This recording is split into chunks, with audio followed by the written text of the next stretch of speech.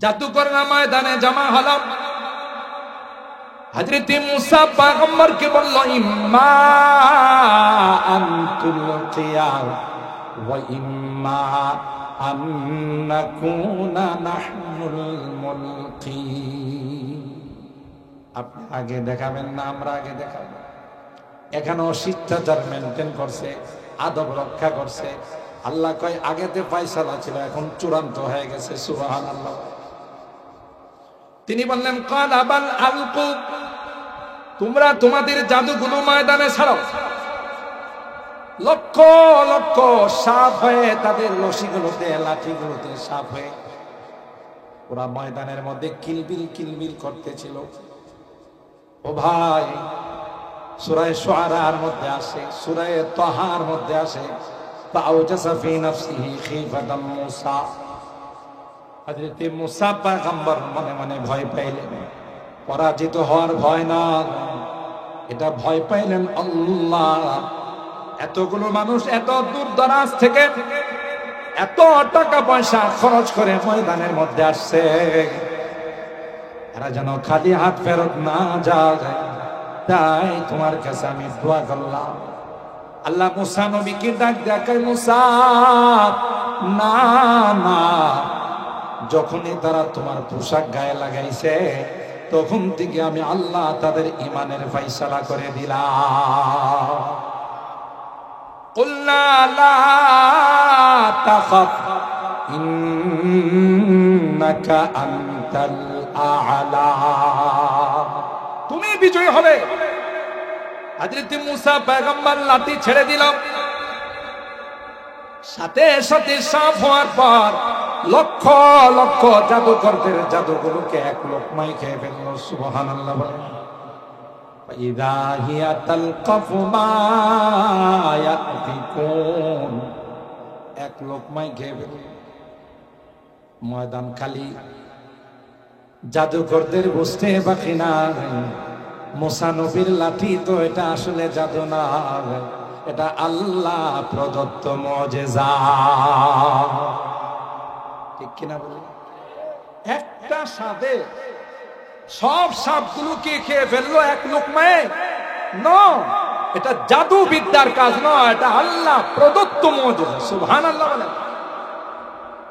এবার মাঠের মধ্যে যা জাদুকররা ছিল এরা আর দেরি করে নাই, ফাউলকিয়াস সাহারাতু সাজিদিন ক্বালু আমান্না বিরাব্বিল আলামিন রব্বি মুসা ওয়া হারুন।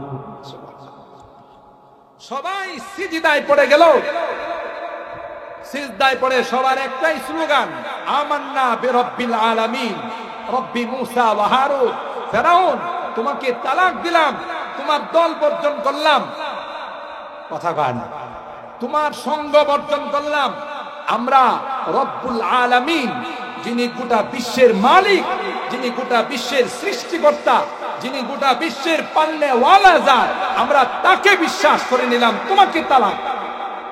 আল্লাহ পাক রব্বুল আলামিন যেই সকল মুজিজাগুলো দিয়েছিলেন, অলৌকিক জিনিসগুলো আল্লাহ তাআলা তার হাত মোবারকের দ্বারা প্রকাশ করেছিলেন,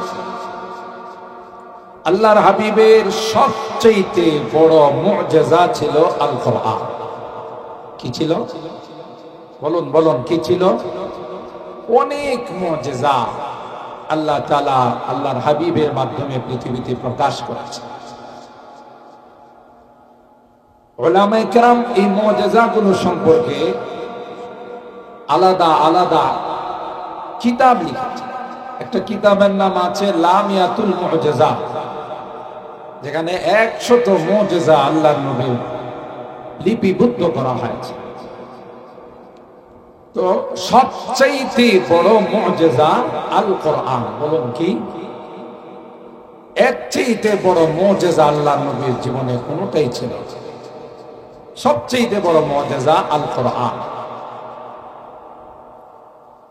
কোরআনে কারীম আল্লাহ পাক তার হাবিবের উপর অবতীর্ণ। মক্কার মানুষগুলো বড় পণ্ডিত ছিল, সাহিত্যিক ছিল। তারা কখনো কখনো কবিতা লিখে খানায় কাবার সামনে ঝুলিয়ে দিত আর চ্যালেঞ্জ করত, যদি কেউ আমার এই কবিতার মোকাবেলা করতে পারো, আমার এই শেরের মোকাবেলা করতে পারো, তাকে পুরস্কৃত করা। তাদের মধ্যে সাহিত্যিকতা নিয়ে প্রতিযোগিতা, মুসাবাকা।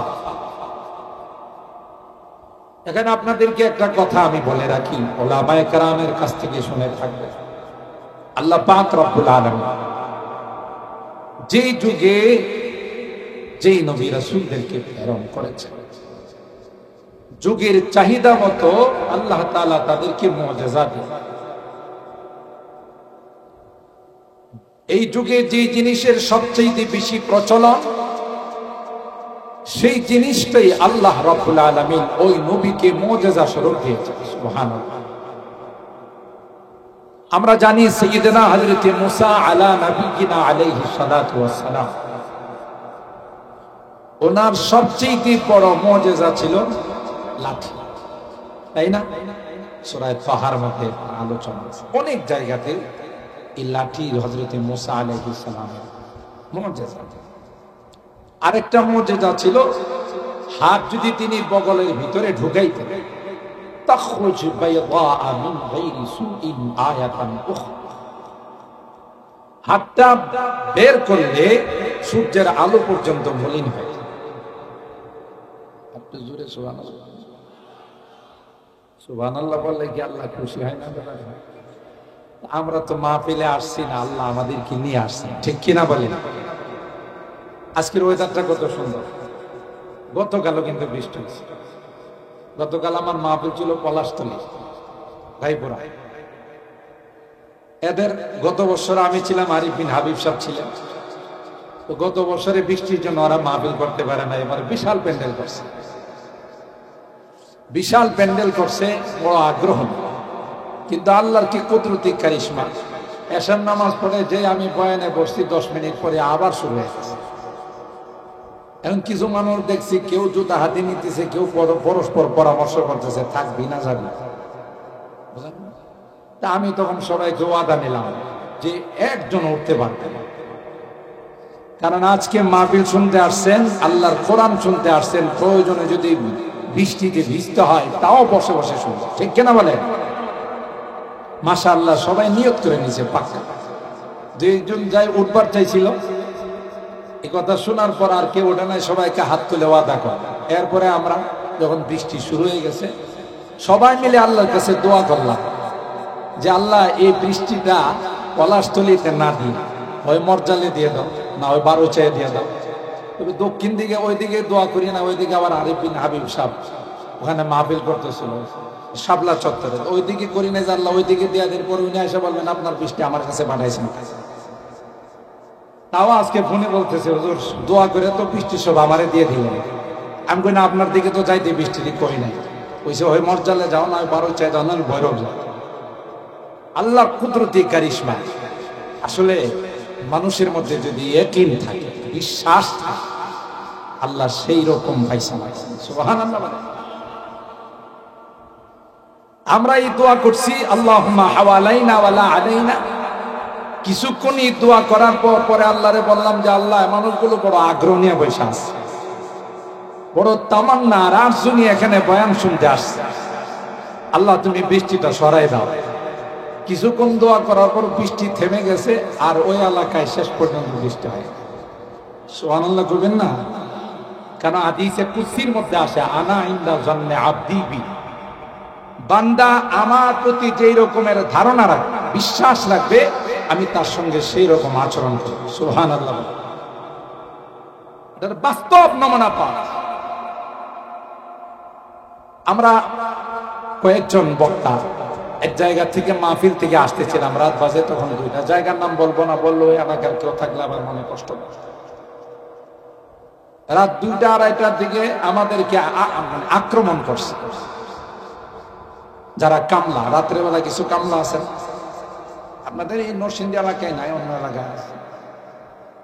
এই কামলার পার্টি আমাদের এক গাড়ি নিয়ে আক্রমণ করছে, আমাদের সামনে তাদের গাড়ি, হাইস গাড়ি। তা আমরা তো এখন পড়ে গেছি বিপদ, রাত বাজে 2টা 2:30, আমাদের বুঝতে বাকি নাই যে এরা আসল কামলা। কেফায়েতুল্লাহ আজহারী সাহেব, আমি আরেকজন বক্তা ছিলাম, গাড়িটা ছিল আমার, আর ওনার গাড়ি ফেরিঘাটে রাইখা গেছে, ফেরিঘাটের ওই পাড়া। তারপর খুব ভালো করে শুনেন, এটা আমাদের কেরামতির কথা বলতেছি না, যে কোরআনকে যেইভাবে বিশ্বাস করবে সেইভাবে বলা হবে, কথা কয় না। আয়াতুল কুরসি সম্পর্কে হাদিসে পাকের মধ্যে আসে, খুব ভালো করে শুনে রাখেন। যদি কোনো ব্যক্তি আয়াতুল কুরসি শোয়ার সময় পড়ে, আল্লাহ তাআলা তার ঘর আর আশপাশের এলাকা এবং অনেক দূর এরিয়া পর্যন্ত আয়াতুল কুরসির বরকতে চোর, ডাকাত, শয়তান, জিন, জাদুকর সবগুলো থেকে আল্লাহ হেফাজত। এখন আমরা পড়ছি বিপদে ডাকাত, চিন্তা করলাম আজকে তো ওই আয়াতুল কুরসির কামে লাগাইছি, কারণ বাঁচার উপায় না। এরা আমাদের সামনে দিয়ে যাচ্ছে, আমাদের ড্রাইভার বারবার তাকে হরেন দিচ্ছে, সাইড দেয়। একটা পর্যায়ে ওরা গাড়িটা এমন ভাবে রাখছে আমার গাড়ি যেন যাইতে না পারে, তার মানে হলো নামছে, নাইমা আমাদের সিগন্যাল দিচ্ছে। এখানে তো আমাদের বুঝতে বাকি নাই যে সিগন্যাল দিছে সালাম দেওয়ার জন্য, কথা কয় না, নাকি হুজুরে থামায়া সালাম দিবে আর মুসাফাকিরা কিছু হাদিয়া দিবে, না মুসাফাকিরা হাদিয়া নিবে, কথা কয় না। রাস্তাঘাটে আগে দেখছেন গাড়ি ঘোড়া যারা চালান, সিএনজি, পিকআপ, এরপরে বিভিন্ন গাড়ি ঘোড়া যারা রাস্তাঘাটে চালায়, মোড়ে মোড়ে কিছু মুসাফা হতো কিনা আগে, কথা কয় না। রাত্রে বেলায় গাড়ি নিয়ে গেলেই মোড়ে মোড়ে কিছু আল্লাহওয়ালারা দাঁড়ায় থাকতো, কথা কয় না। এই আল্লাহওয়ালারা দাঁড়ায় থাকলে সিগন্যাল দিত, থাম বেয়াদব, মুসাফা কর, কথা কয় না। ড্রাইভাররা তাদের সাথে মুসাফা করলে এরপরে গ্রিন সিগন্যাল দিত, যা এখন আমি দোয়া দিলাম, রাস্তাঘাটে চলতেছে, দোয়া দরুদের দরকার আছে, কথা কয়। এখন আর ওই আল্লাহওয়ালারা ওই আহ্বান বাদ দিছে, কথা কয় না। রাষ্ট্রের জনগণ যেরকম হয়, রাষ্ট্রের শাসক আইন শৃঙ্খলা রক্ষাকারী বানিয়ে সেরকম হয়, কথা কয় না। এগুলো অভ্যাসে পরিণত হয়ে গেছে। আপনার একটা ট্রাক যদি আপনি আনলোড করেন, এটার ভাড়া যদি হয় 10, আপনাকে দিতে হতো 15।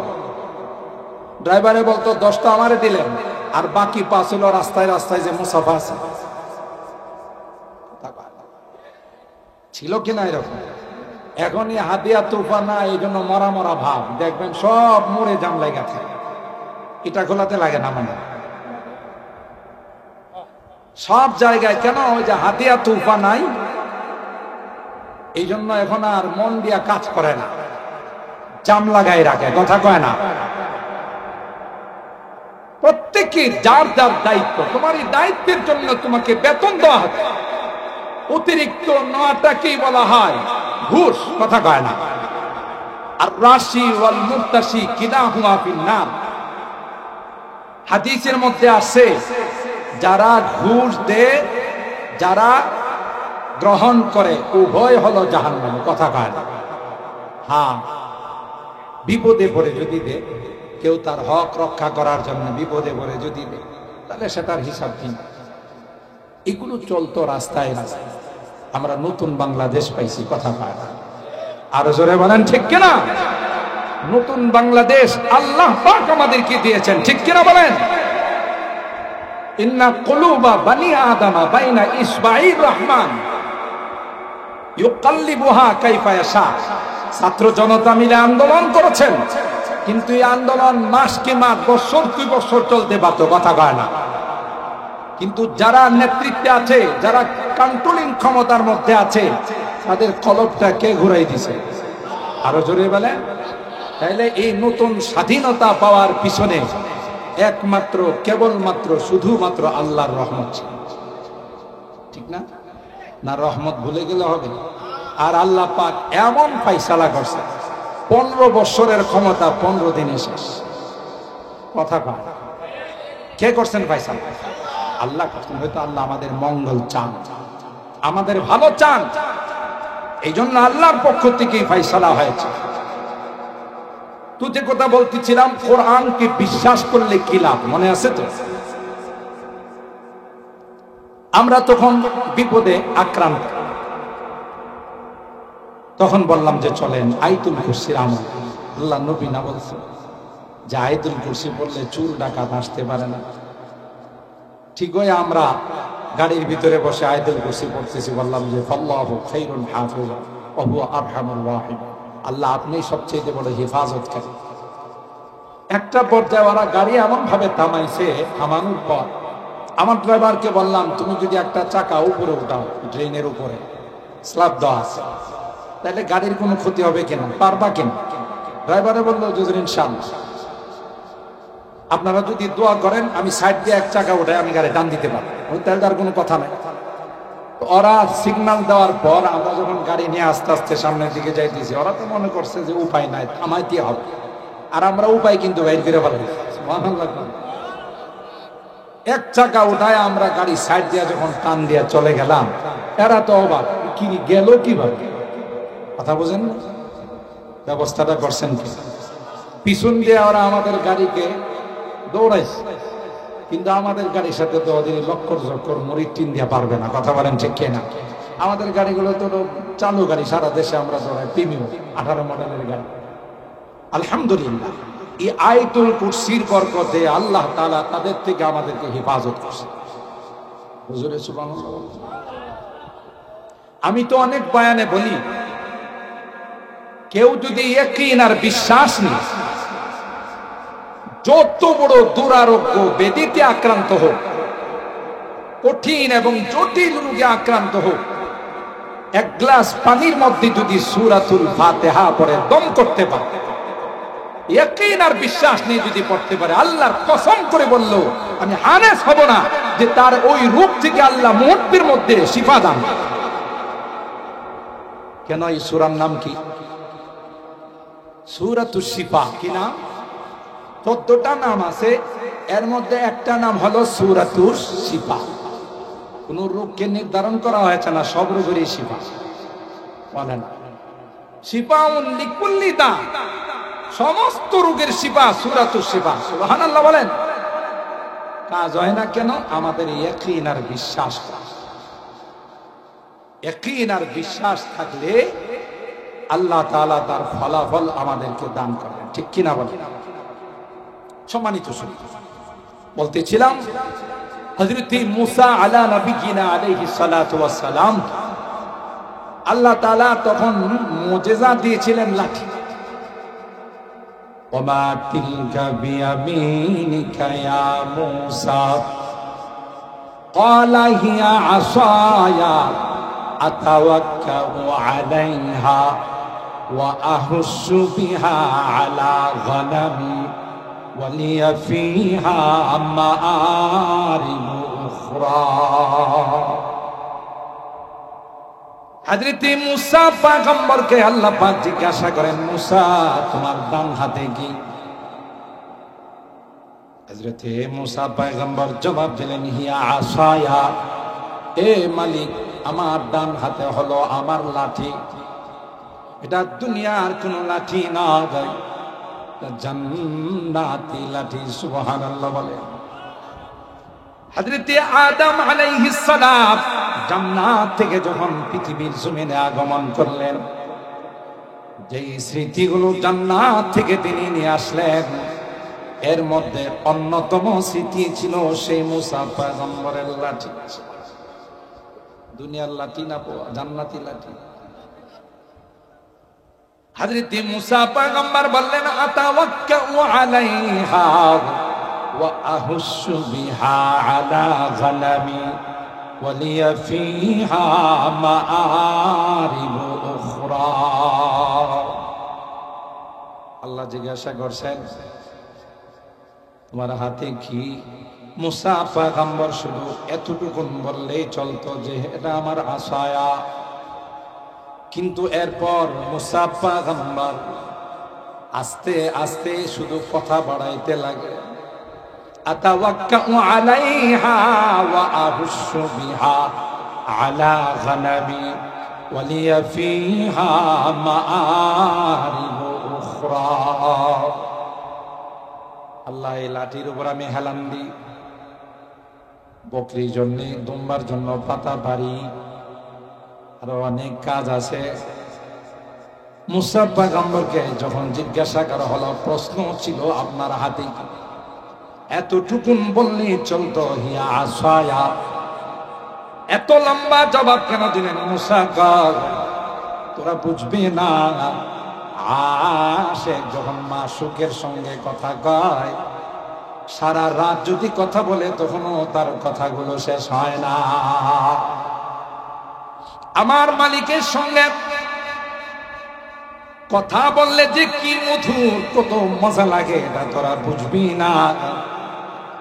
এই সুযোগ পাইলাম, কথাটা একটু লম্বা করলাম। কথাটা একটু লম্বা করছি ইচ্ছে করি, মজা লাগে।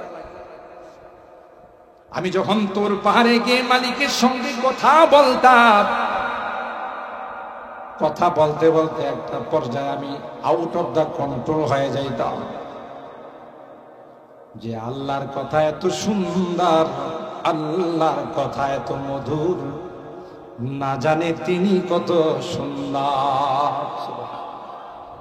তাই তো আল্লাহর কাছে আবদার করেছিলাম, রব্বি আরিনি আনজুর ইলাই। আল্লাহ, তোমার সাথে কথা বলি রে, মন তো মানে না, তাই একটা বার তুমি আমাকে দেখা দাও। আল্লাহ পাক হযরতে মুসা পয়গম্বরকে জবাব দিয়েছিলেন, ক্বালা লান তারানি, না রে না, তোমাকে দেখার মতো পাওয়ার তোমার চোখের মধ্যে আমি, আমাকে দেখার মতো পাওয়ার তোমাদের চোখের মধ্যে আমি আল্লাহ দেই নাই। দেখে তুমি বরদাস্ত করতে পারবে না, না চুর বান্দা আল্লাহকে বলেন একটা বার দেখা দিয়ে দেখো পারি কিনা।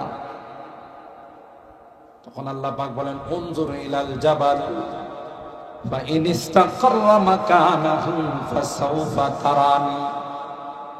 পাহাড়ের মধ্যে আমি আল্লাহ সামান্য তাজাল্লি নাযিল করব, যদি বরদাস্ত করতে পারো তখনই তুমি আমাকে দেখার ক্ষমতা রাখো।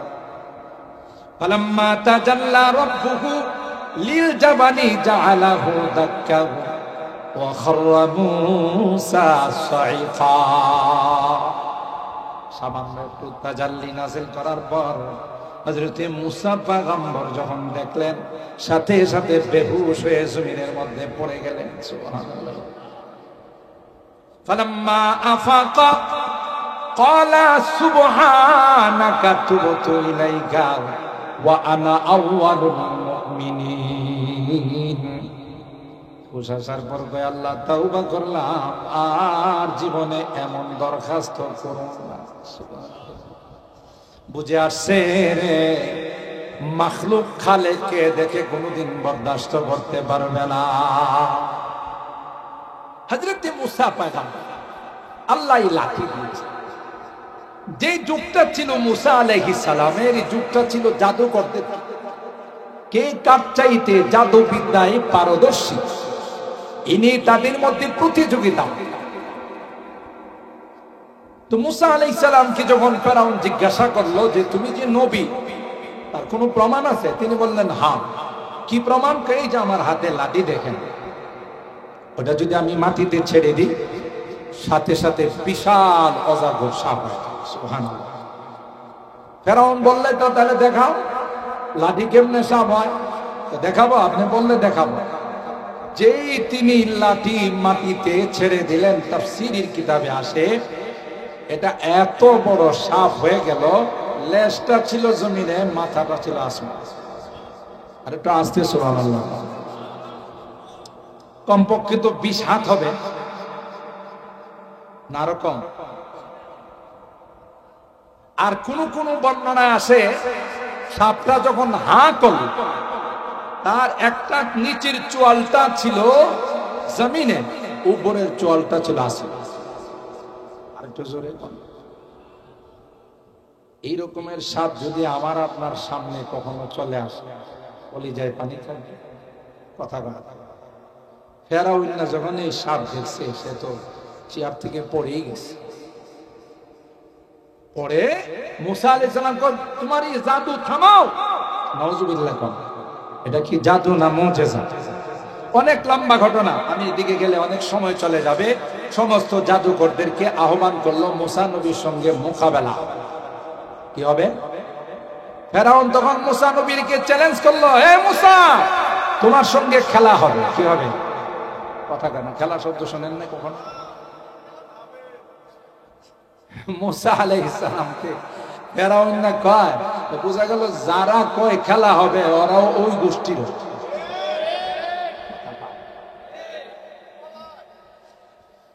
এই যখন বলল মুসা তোমার সঙ্গে খেলা হবে, মুসা আলাইহিস সালাম কয় আমি রেডি আছি, তোমরা খেলতে পারবা কিনা এটা আগে বুঝা দেখো, কারণ আমি একা নয়। কে আছে? আরো জোরে বলেন কে? যারা জালেম হয় তাদের সঙ্গে আল্লাহর নুসরত থাকে না, মাজলুম যারা হয় তাদের সঙ্গে আল্লাহর সাহায্য থাকে। কথা বলেন ঠিক কিনা? এটা আল্লাহর বিধান। আল্লাহ তাআলা জালেমদের পক্ষ নেন না, জালেমদেরকে সুযোগ দেন। কথা কয় না, জালেমদেরকে আল্লাহ তাআলা ছাড় দেন, সুযোগ দেন, ছেড়ে দেন না। ফেরাউনের মতো এত বড় জালেম পৃথিবীর মধ্যে কেউ ছিল না। সেই ফেরাউনও আল্লাহর পাকড়াও থেকে নিস্তার পায় না। কথা বলেন ঠিক কিনা? মুহতারাম মুহতারাম হাজিরিন, সেই জন্যে আমাদের শিক্ষা নিতে হবে, ইতিহাস থেকে আমাদের শিক্ষা নিতে হবে যে বিশ্বের কোন জালেম জুলুম করে নিস্তার পায় নাই, জুলুম করে তারা রেহাই পায় নাই। কিয়ামত পর্যন্ত যারাই জুলুম করবে তাদের উপরে আল্লাহর গজব নেমে আসবে। কথা বলেন ঠিক কিনা? হাজার হাজার কোটি টাকা আত্মসাৎ করছে, এখন কলা পাতায় না। যে নৌকা নিয়ে সারা জিন্দেগি স্লোগান দিয়েছে, নৌকাতে উঠে বাঁচতে পারলো না। কথা কয় না, পারছে? নৌকা বেটারা কইছে নৌকা দিয়া বর্ডারের ওই পারে নিয়ে যাবে, মাঝখানে নিয়ে কই তোর ব্যাগে কি? তখন ব্যাগের থেকে সব বাইর করে রাইখা কোটি কোটি টাকা পাইছে, হাজার কোটি টাকা পাইছে, রাইখা আচ্ছা তাহলে সাইজ করে বর্ডারের এই পারে আবার ফেরত দিয়ে গেছে। আর সবাই পায়া গনিমতের মাল যেহেতু পাইছে সবাই, কথা বলেন ঠিক কিনা? সবাই পায়া এমন মায়ের লাগাইছে নিচের অংশ শেষ। এরকমের ঘটনা তো বাংলাদেশে ঘটে না। কথা কয় না। বুঝতে হবে, ইতিহাস থেকে শিক্ষা নিতে হবে। নমরুদ বাঁচতে পারে নাই, কারুন বাঁচতে পারে নাই, হামান বাঁচতে পারে নাই, ফেরাউন বাঁচতে পারে নাই, আবু জাহেলকে আল্লাহ তাআলা দুইটা পিচ্চি দিয়া দুনিয়া থেকে বিদায় করেছেন। কথা বলেন ঠিক কিনা? কেন? এরা সব জালেমের গোষ্ঠী। এরা কি? জালেমের গোষ্ঠী। ইয়া ইবাদি ইন্নী যদি করো মনে রাখো, মাজলুম যারা, নিপীড়িত নির্যাতিত যারা, এরা হাত তুলতে দেরি হয়, তাদের হাত আল্লাহর আরশ পর্যন্ত যাইতে। ইত্তাকি দাওয়াতাল মাজলুম ফাইন্নাহু লাইসা বাইনাহু ওয়া বাইনাল্লাহি হিজাব।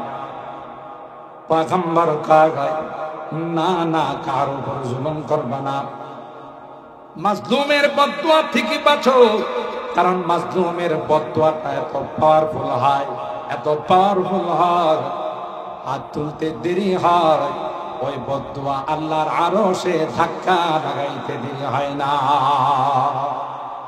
বহুত তালিব খুদা মিলতা শিকস্তা দিল नहीं मिलता, बहुत तालिब खुदा मिलता शिकस्ता दिल नहीं मिलता, शिकस्ता दिल जैसे हासिल हकीकत में वही काम है। ভঙ্গুরিত হয়নি যারা আল্লাহর কাছে ফরিয়াদ চায়, আল্লাহ বলেন তাদের ফরিয়াদ সাথে সাথে আমার আরশে চলে আসে। সুবহানাল্লাহ। সুতরাং হযরত মুসা পয়গম্বর দেখানোর পর জালেম ফেরাউন কুন্ডি খেয়ে পোল্টি খেয়ে নিচে পড়ে গেল আর বলল, তুমি এত বড় জাদুকর হয়ে নাউজুবিল্লাহ, আমার দেশের জাদুকররা তোমার মোকাবেলা। একটা ডেট নির্ধারণ করা হয়েছে, ওই ডেটে দেশের সমস্ত জাদুকররা একত্রিত হল। মুসা আলাইহিস সালামকে আয়েশা বলল, আমি অনেক বয়ানে বলে থাকি, খুব খেয়াল করেন, ঘটনাকে শুধু ঘটনা হিসাবে শুনলে চলবে না। আল্লাহ কোরআনে বলেন, লাকাদ কানা ফি কাসাসিহিম ইবরাতুল লিউলিল আলবাব। এই সকল ঘটনার মধ্যে বুদ্ধিমান যারা, তাদের জন্য হাজারো নসিহত রয়েছে। সুবহানাল্লাহ। ফেরাউন সবাইকে একটা ডেট নির্ধারণ করে, বলা হলো অমুক ময়দানে মুসা পয়গম্বরের সঙ্গে তোমাদের মোকাবেলা করতে হবে। জাদুকররা মনে করল, যেহেতু মুসা নবীর সঙ্গে আমাদের মোকাবেলা হবে, তাই মুসা নবী যে জুব্বা পরে সেই জুব্বাটা আমরাও গায়ে লাগাবো। 2 নাম্বার, মুসার সঙ্গে আমরা যখন মোকাবেলা করতে যাব, তখন তাকে বলবো, আপনি আগে জাদু দেখাবেন না, আমরা দেখাবো। যখন এই জাদুকররা তাদের বাহ্যিক পোশাকটা পরিবর্তন করে ফেলল, আসমানের মালিক ডাক দেয়া কর, বাহ্যিক পোশাক দিয়ে তো তোমরা পরিবর্তন করে ফেলছো, আমি আল্লাহ কলবের পোশাকটাও পরিবর্তন করে দেব। কলবের মালিক কে? উহিব্বুস সালিহিনা ওয়া লাস্তু মিনহুম, উহিব্বুস সালিহিনা ওয়া লাস্তু মিনহুম, লাআল্লাল্লাহ ইয়ারযুকুনি সালাহা। কবি ডাক দেয়া বলেন, আমি নেককার নয়, আমি দিনদার নয়, তবে যারা আল্লাহওয়ালা, যারা কোরআনওয়ালা, যারা নায়েবে রাসূল লেখে, যারা ওয়ারাসাতুল আম্বিয়া, তাদেরকে আমি অন্তর দিয়ে ভালোবাসি। কেন রে, যখন তারা জান্নাতে যাবে, আমি পাগলকে রেখে তারা জান্নাতে যাবে না। ঠিক কিনা বলে? যখনই তারা পোশাক পরিবর্তন করে ফেলল, আসমানের মধ্যে ফয়সালা হয়ে গেল, না না, তোমরা তোমাদের বাহ্যিক পোশাক পরিবর্তন করেছ, আমি আল্লাহ সিদ্ধান্ত নিয়ে নিলাম, তোমাদেরকে ঈমানের পোশাক পরাইয়া তোমাদের বাড়িতে ফেরত পাঠাবো। দেখছেন মহব্বত, বাহ্যিক আকৃতি অবলম্বন করার কি লাভ? জাদুকররা ময়দানে জমা হলো। হযরত মুসা পয়গম্বরকে বলল, ইম্মা আন তুলকিয়া ওয়া ইম্মা আন নাকুনা নাহনুল মুলকি। আপনি আগে দেখাবেন না আমরা আগে দেখাবো? এখানেও শিষ্টাচার মেনটেন করছে, আদব রক্ষা করছে। আল্লাহ কয়, আগেতে ফয়সালা ছিল, এখন চূড়ান্ত হয়ে গেছে। সুবহানাল্লাহ। তিনি বললেন, ক্বালা বাল আলকু, তোমরা তোমাদের জাদুগুলো ময়দানে ছাড়ো। লক্ষ লক্ষ সাপ হয়ে তাদের রশিগুলোতে, লাঠিগুলোতে সাপ হয়ে ওরা ময়দানের মধ্যে কিলবিল কিলবিল করতেছিল। ও ভাই, সূরা শুআরার মধ্যে আসে, সূরা তাহার মধ্যে আসে, ফাআওজাসা ফি নাফসিহি খিফাতাম মুসা। হযরত মুসা পয়গম্বর মনে মনে ভয় পাইলেন। পরাজিত হওয়ার ভয় না, এটা ভয় পাইলেন আল্লাহ, এতগুলো মানুষ এত দূর দরাজ থেকে এত টাকা পয়সা খরচ করে ময়দানের মধ্যে আসছে, এরা যেন খালি হাত ফেরত না যায়, তাই তোমার কাছে আমি দোয়া করলাম। আল্লাহ মুসা নবীকে ডাক দেখায়, মুসা না না, যখনই তারা তোমার পোশাক গায়ে লাগাইছে, তখন থেকে আমি আল্লাহ তাদের ঈমানের ফয়সালা করে দিলাম। কুলনা লা তাখাফ ইন্নাকা আনতাল আ'লা, তুমি বিজয়ী হবে। হযরত মুসা পয়গম্বর লাঠি ছেড়ে দিল, সাথে সাথে সাফ হওয়ার পর লক্ষ লক্ষ জাদুকরদের জাদুগুলোকে এক লোকমায় খেয়ে ফেলল। সুবহানাল্লাহ বলেন। ইযা হিয়া তালকাফু মা ইয়াফিকুন, এক লোকমায় খেয়ে ফেলল। ময়দান খালি, জাদুকরদের বুঝতে বাকি নাই মুসা নবীর লাঠি তো এটা আসলে জাদু না, এটা আল্লাহ প্রদত্ত মুজিজা। ঠিক কিনা বলে? একটা সাপে সব সাপগুলোকে খেয়ে ফেললো এক লোকমায়? না, এটা জাদু বিদ্যার কাজ নয়, এটা আল্লাহ প্রদত্ত মুজিজা। সুবহানাল্লাহ বলে। এবার মাঠের মধ্যে জাদুকররা ছিল, এরা আর দেরি করে নাই। ফাউলকিয়াস সাহারাতু সাজিদিন ক্বালু আমান্না বিরাব্বিল আলামিন রব্বি মূসা ওয়া হারুন। সবাই সিজদায় পড়ে গেল। সিজদায় পড়ে সবার একটাই স্লোগান, আমান্না বিরাব্বিল আলামিন রব্বি মূসা ওয়া হারুন। ফেরাউন, তোমাকে তালাক দিলাম, তোমার দল বর্জন করলাম, কথা কয় না, তোমার সঙ্গ বর্জন করলাম।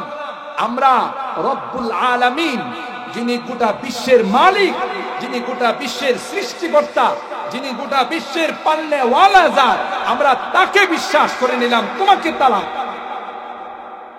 সাথে সাথে রব্বি মূসা ওয়া হারুন, মূসা এবং হারুনের রবকে মেনে নিল। এবার ফেরাউন হায়রে হিতে বিপরীত হয়ে গেল।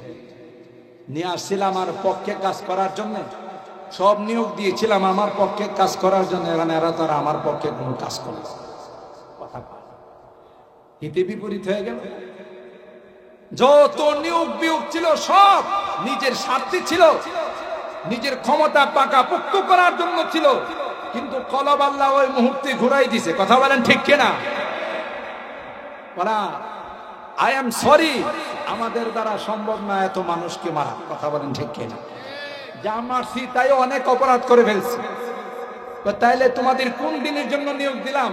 সরি, সম্ভব না। এই সরি বলাইছেন কি? কথা কান।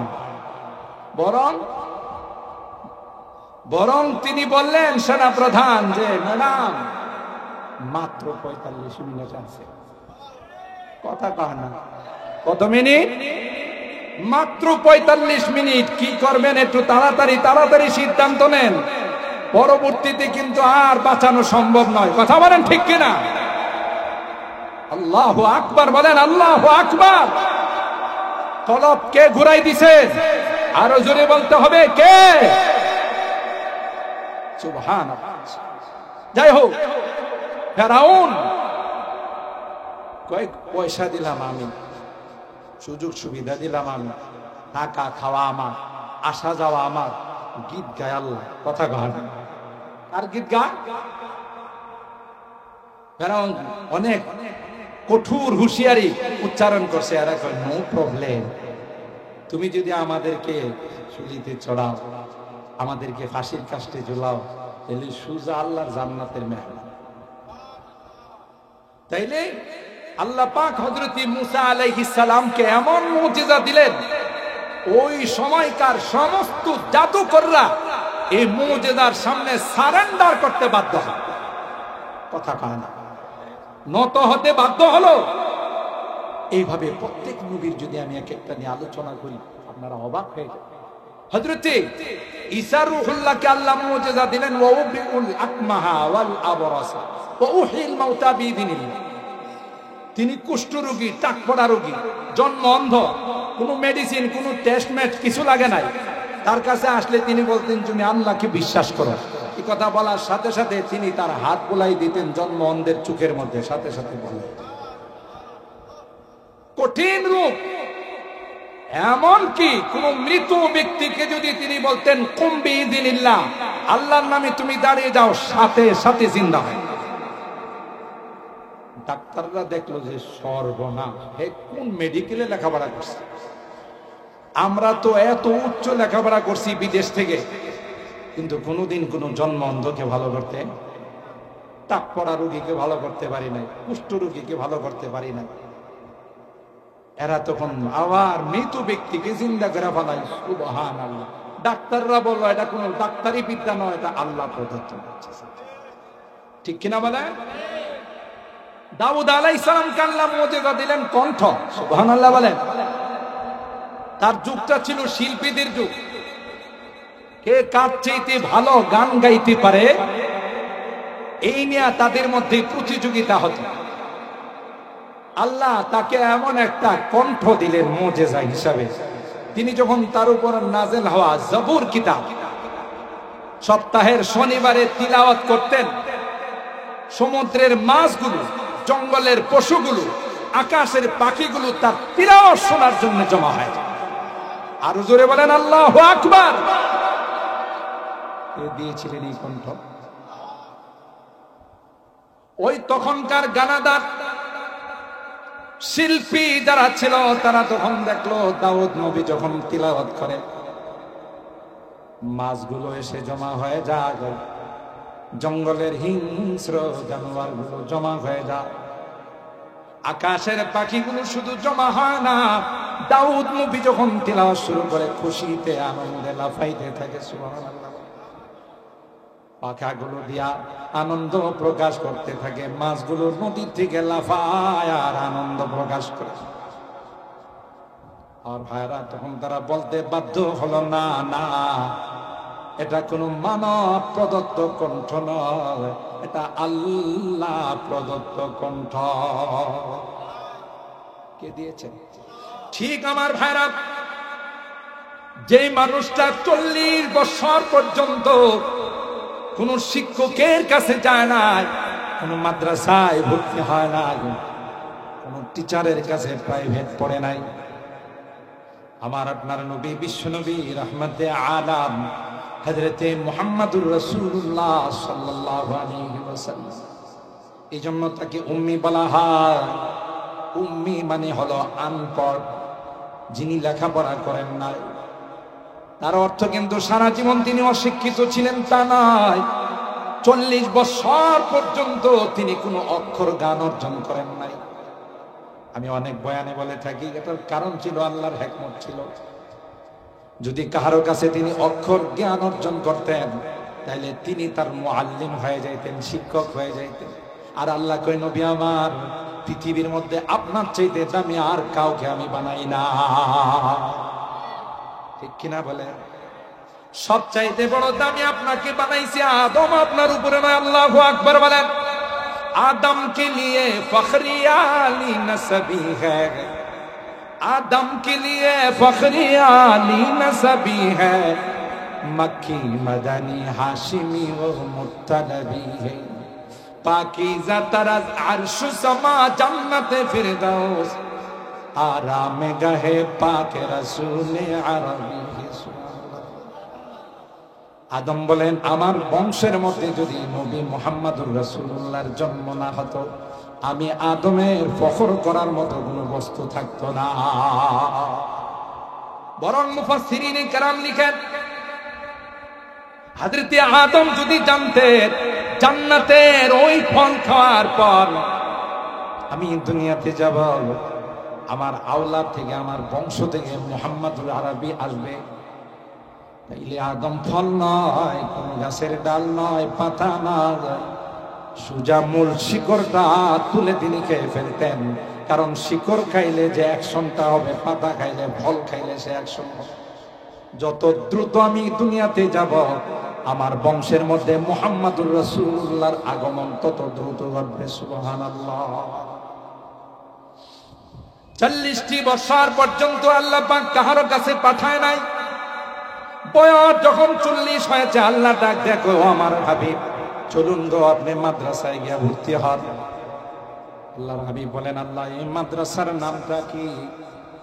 তখন আল্লাহর হাবিবকে আল্লাহ পাক বললেন, মাদ্রাসার নাম হলো হেরা গুহা। জাবালে নূরের মধ্যে হেরা গুহায়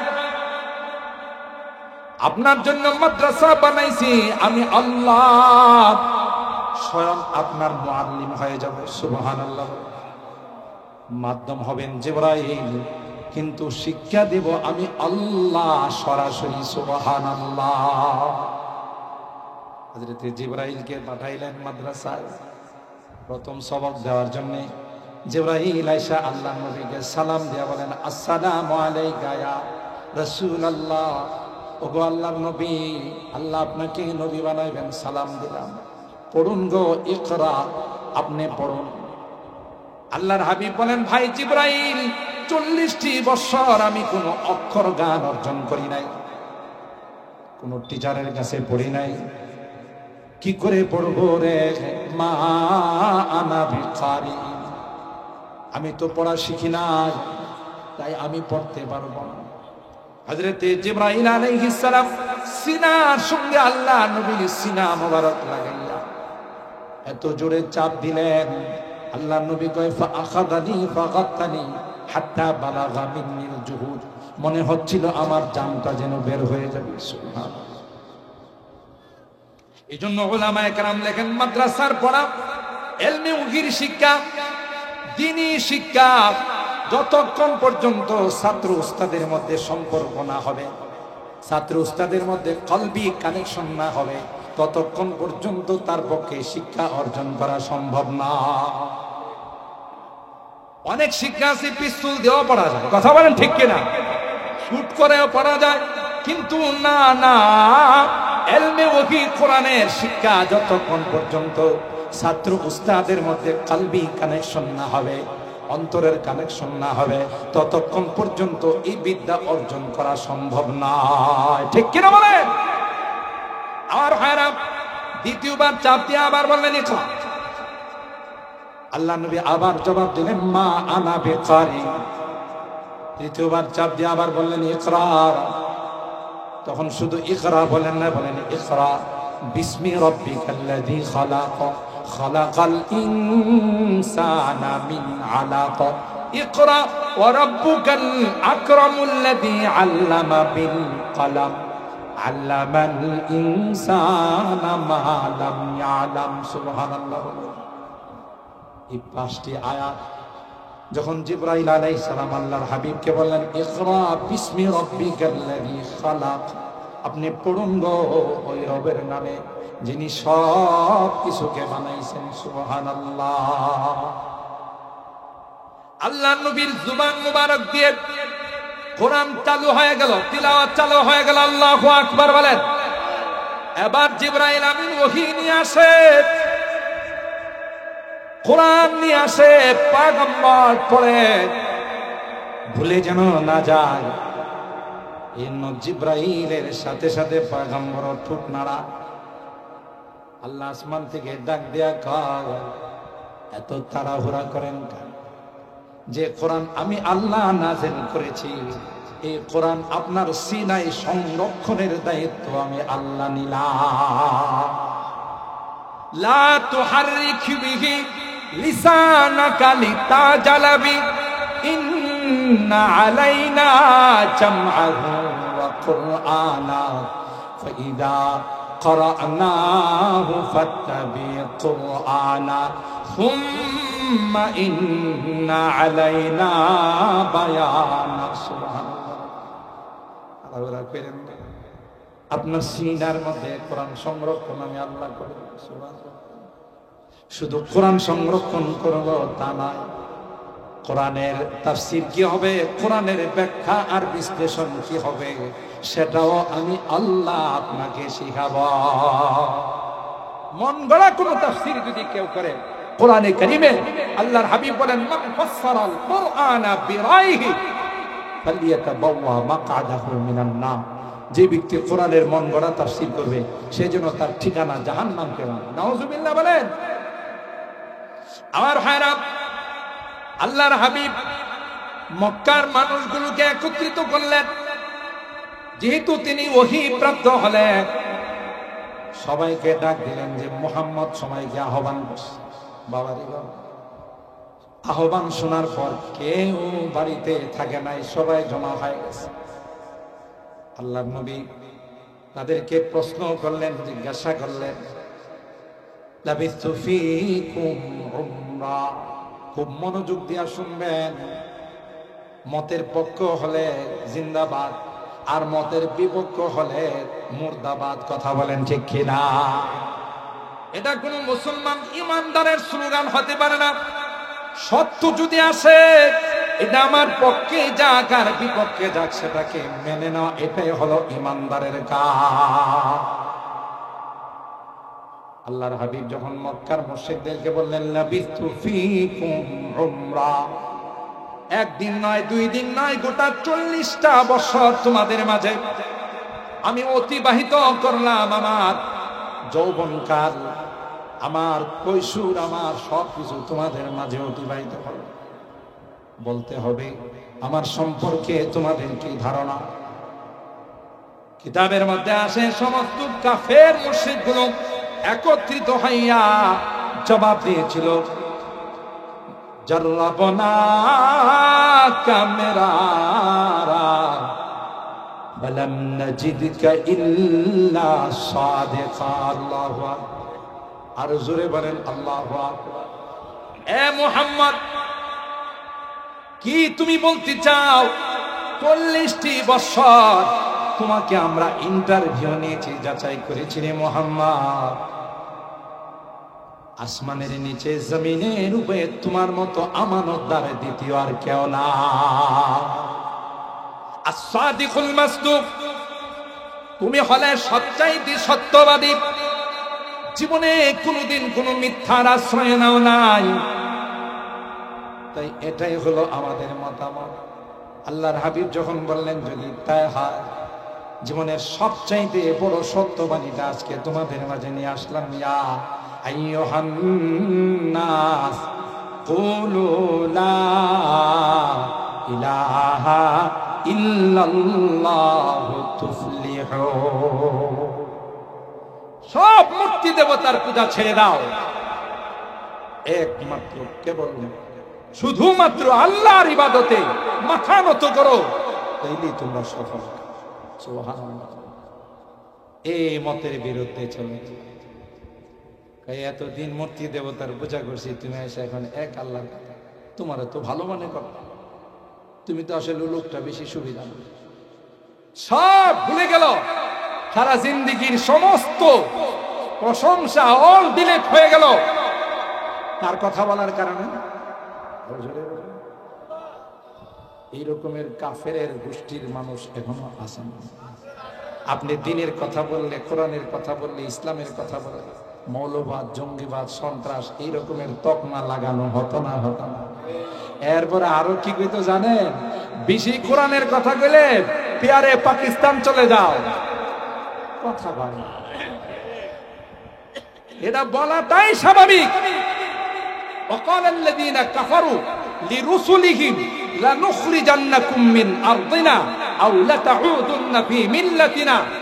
যত নবী রাসূলরা কোরআনের দাওয়াত দিছে, ইসলামের দাওয়াত দিছে, আল্লাহর একত্ববাদের দাওয়াত দিছে, তাদের সম্প্রদায়ও একই জবাব দিয়েছিল। খাঁটি নায়েবে রাসূল হলে, ওয়ারাসাতুল আম্বিয়া হলে, এখনো যারা ওই কাফেরের গোষ্ঠী, যাদের গায়ে এখনো ফেরাউনের ব্লাড আছে, তারাও একই জবাব দিবে। কথা বলেন ঠিক কিনা? আর যারা মুহাম্মাদুর রাসূলুল্লাহ সাল্লাল্লাহু আলাইহি ওয়াসাল্লামের উম্মত, এরা এই সকল প্রতিষ্ঠানকে অন্তর দিয়ে ভালোবাসবে। ঠিক কিনা বলেন? নায়েবে রাসূলদেরকে অন্তর দিয়ে ভালোবাসবে। আরে ভাই, তুমি কারে পাকিস্তান যাইতে বলো? কারে দেশদ্রোহী বলো? তুমি কই দিনের এই স্বাধীনতা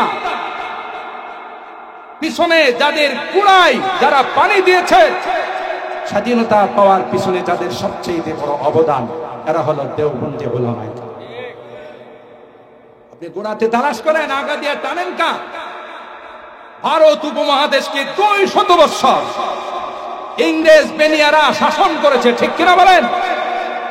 সর্বপ্রথম তাদের বিরুদ্ধে জিহাদের ডাক দিয়েছিলেন শাহ ওলিউল্লাহ মুহাদ্দিস দেহলভী রহমান।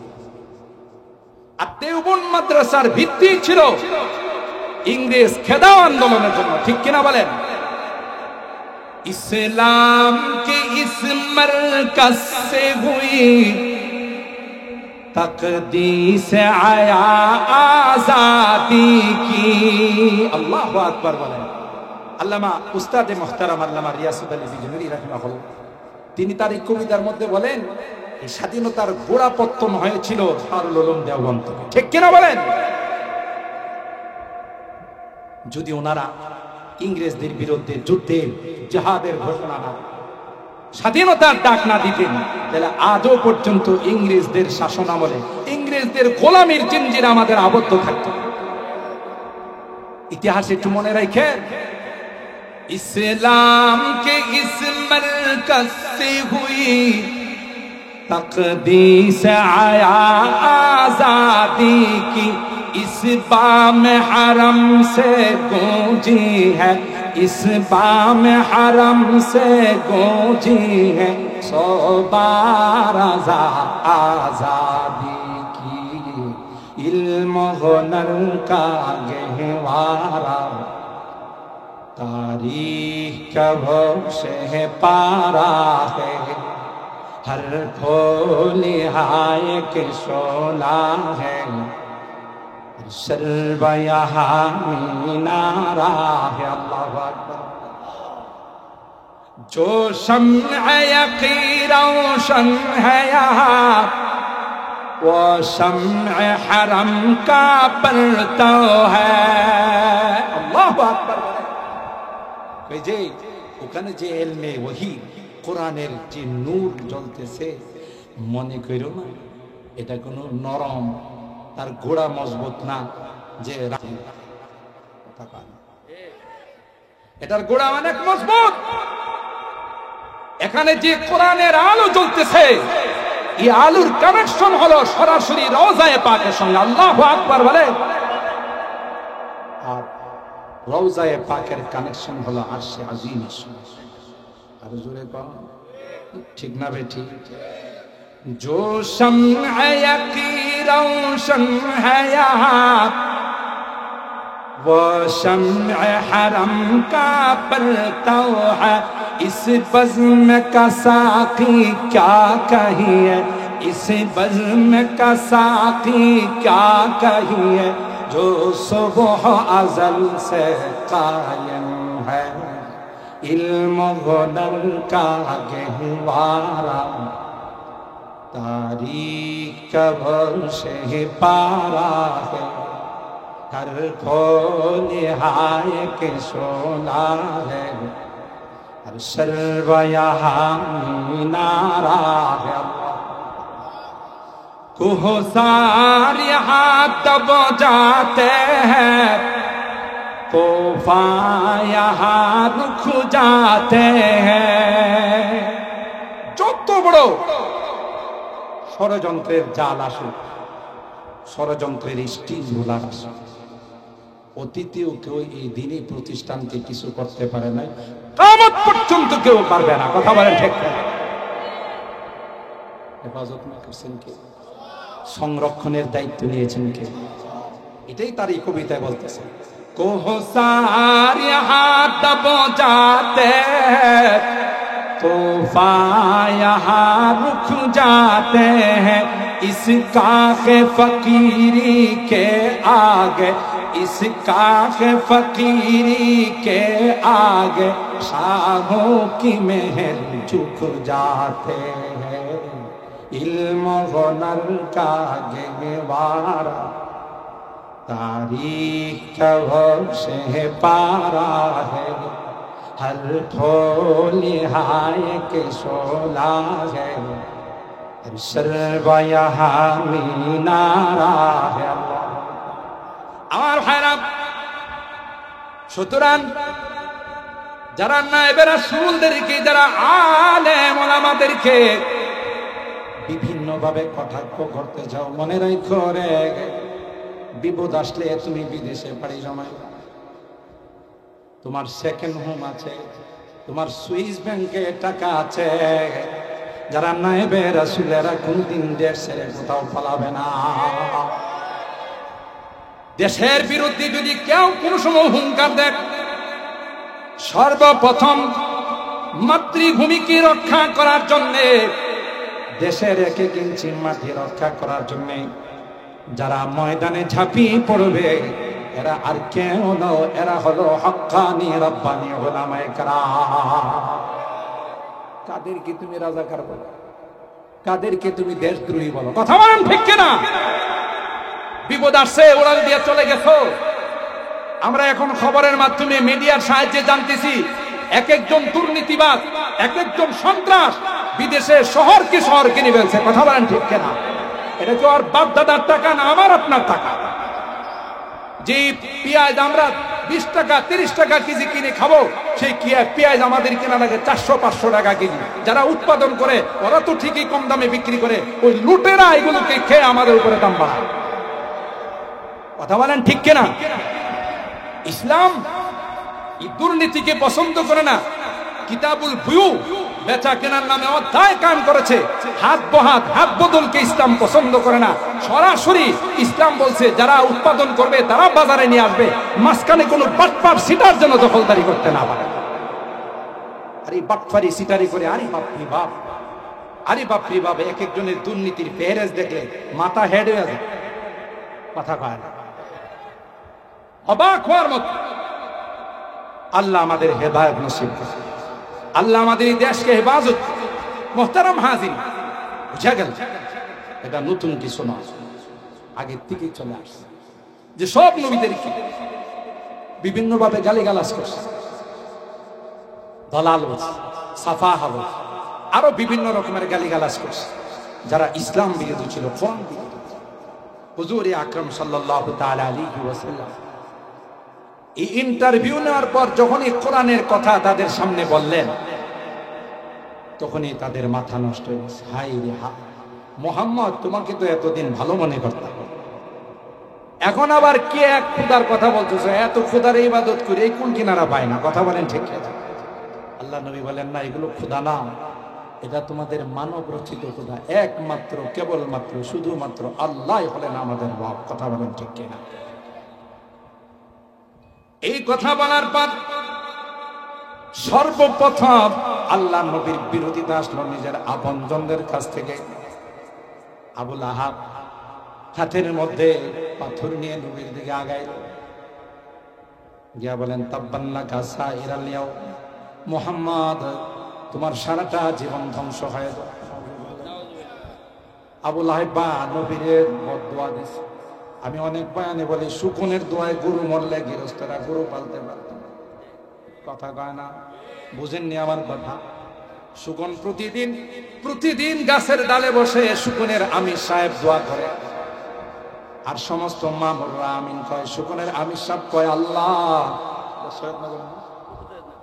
পূর্ব সৈয়দনগরের প্রত্যেকটা কৃষকের যদি প্রতিদিন 2টা করে গরু মারা যায়, তাইলে আমাদের খানার অভাব হবে না।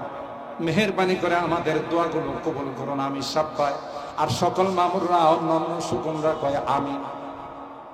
তাই বলে কি সৈয়দনগরের গরু প্রতিদিন 2টা করে মারা যায়? কথা কয় না।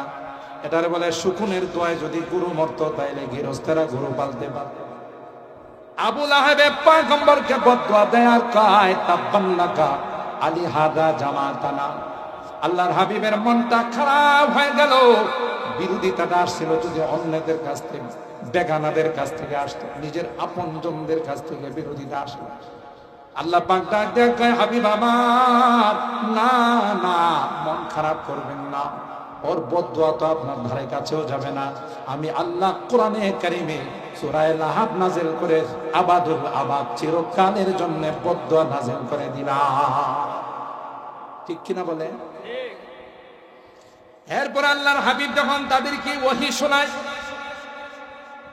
এরা তখন কি কয় জানেন? মনে মনে কয়, বসে কয় মুহাম্মদে মনে হয় রাত্রের বেলা বানান, আর দিনের বেলায় আমাদের সামনে পেশ করে। এটা আল্লাহ প্রদত্ত কোরআন না, মুহাম্মদের বানানো কোরআন। নাউজুবিল্লাহ বলে আল্লাহ পাক তখন বললেন, যদি তাই হয়, কুল্লা ইনি জিতামাতিল ইনসু ওয়াল জিন আলা আইয়াতু বিমিসলি হাযাল কুরআন লা ইয়াতুনা বিমিসলিহি ওয়ালাউ কানা বাদুহুম লিবাদিন যাহিরা।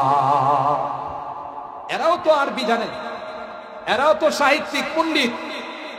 যদি কোরআন আপনার বানানো হয়ে থাকে, তাহলে তাদেরকে বলেন কোরআনের মতো একখানা কোরআন বানায় পেশ করতে। এর জন্য জিন, ইনসান, মানব, দানব সবাই যদি একত্রিত হয়, নো প্রবলেম। পারে নাই। আল্লাহ বলেন চ্যালেঞ্জটা মনে হয় বড় হয়ে গেল। আমি আকুলু নাফতারা, কুল ফাতু বিআশরি সুওয়ারিম মিসলিহি মুফতারায়া। আল্লাহ কয় 114 খানা সূরা, তার মধ্য থেকে আমি আল্লাহ 104 খানা মাইনাস করে দিলাম, মাত্র 10টি সূরা বানাও। যদি তোমাদের পক্ষে সম্ভব হয়। এরা তখন অনেক চেষ্টা করছে, পারে না। আল্লাহ কয় তাইলে চ্যালেঞ্জটা আরো ছোট করে দিলাম। কোরআনের মধ্যে সবচাইতে ছোট সূরা হলো সূরাতুল কাউসার। বলেন কোন সূরা? আরো জোরে বলেন কোন সূরা? কয় আয়াত বিশিষ্ট মাত্র, কথা কয় না। এর চাইতে ছোট সূরা কোরআনে আর নাই। ইন্না আ'তাইনাকাল কাউসার ফাসাল্লি লিরাব্বিকা ওয়ানহার ইন্না শানিআকা হুয়াল আবতার। এই কোরআনের 3 আয়াত বিশিষ্ট একটি সূরা সূরাতুল কাউসার, এর মতো একটি সূরা বানায় তোমরা পেশ করো। ওয়া ইন কুনতুম ফি রাইবিন মিম্মা নাযালনা আলা আবদিনা ফাতু বিসূরাতিন মিন মিসলি ওয়াদউ শুহাদাআকুম মিন দুনিল্লাহ ইন কুনতুম সাদিকিন। সুবহানাল্লাহ। তোমাদের দিলে যদি ব্যারাম থাকে, সন্দেহের ব্যারাম, পুরা কোরআন বাদ দিন, 10টি সূরা বাদ দিন, সূরাতুল কাউসারের মধ্যে একটি সূরা বানায়া তোমরা পেশ করো। এবার এরা চিন্তা করলো এটা তো সহজ, খাতা কলম নিয়ে বসলো, পয়সা অনেক চেষ্টা করে 3 আয়াত বানাইছে। তাও আয়াতের বিষয়বস্তু টপিক হলো হাতি। হাতি দিয়া সূরা বানাইছে আল ফিল ওয়া মা আদরাকা মাল ফিল লাহু খুরতুমুন তাবিল। সূরা কি জানেন? সূরাটা অর্থ শুনলে তো আরো আশ্চর্য। সূরা বানাইছে আল ফিল, হাতি। আল্লাহ নাকি হাতিরে ডাক দিছে। ওয়া মা আদরাকা মাল ফিল, ও নবী আপনি জানেননি গো হাতি কারে কয়? আল্লাহ নাকি নবীরে হাতি চিনেছে। চিন্তা করছেন কত বড় দামিশ, কত বড় মগা চৌধুরীর দল। হাতি দিয়া সূরা বানাইছে আল ফিল ওয়া মা আদরাকা মাল ফিল। আল্লাহ নবীরে নাকি আল্লাহ চিনাইলাহু খুরতুমুন তাবিল। হাতি চিনেন নবী? আমি আপনাকে হাতি চিনাই। হাতির একটা লম্বা সূরা। এরপরে সবাই যখন বদ দেওয়া শুরু করছে, কিরে এটা কোন সূরা? হাতির দিয়া মানুষের সূরা বানায়, হাতির তো সবাই চিনে, এটাকে আল্লাহ সূরা নাযিল করে চিনাই। ঠিক কথা কথা। মগাগুলোর এখন টনক নড়ছে, আহায় ঠিকই তো, আসলে তো এটা কিচ্ছুই তো হয় না। একটা পর্যায়ে সবাই মিলে বলল ইন্না আ'তাইনাকাল কাউসার লাইসা হাযা কালামুল বাশার। আল্লাহু আকবার। বলে না রে না, এটা কোনো মানুষের কালাম নয়, এটা মানব রচিত কোনো গ্রন্থ নয়, আল্লাহ প্রদত্ত কালাম। আল্লাহু আকবার। গোটা বিশ্বের মানুষকে কোরআন অপারগ করে দিয়েছে। কেন? এটা কার কালাম? জোরে কর, কার কালাম? এ মুসলমান, শেষ কথা।